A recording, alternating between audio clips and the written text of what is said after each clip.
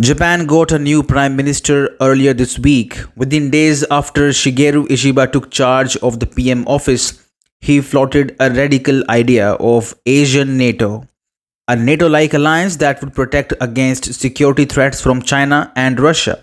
As stupid of an idea it may seem, Asian NATO actually makes sense for Japan.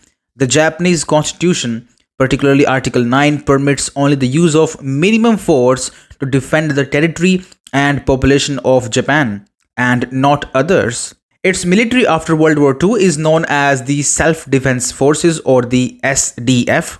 In the event of conflict in the region, Japan cannot be involved unless its own territory and citizens are under risk of being attacked. Japan has effectively no ability to act preemptively, including possessing a first strike capability if it feels it is being threatened.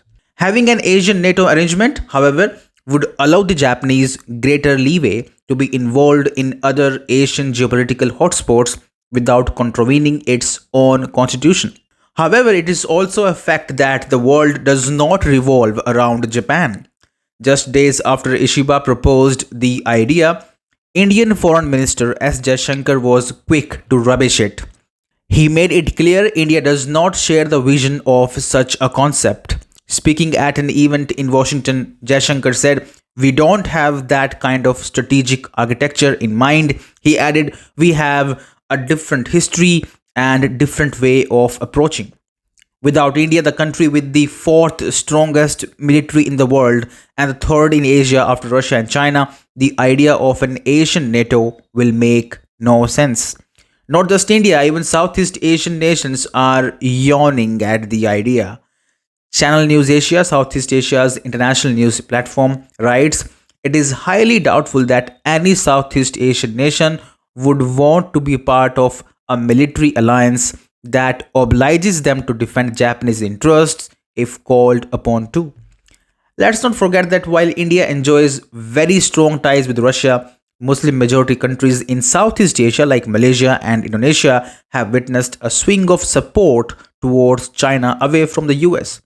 Muslim countries in the region are drifting away from US because of its steady support to Israel in its conflict against Iranian proxies. So after India rejected the idea this week, both foreign and defense ministers of Japan announced Tokyo too is dropping the idea.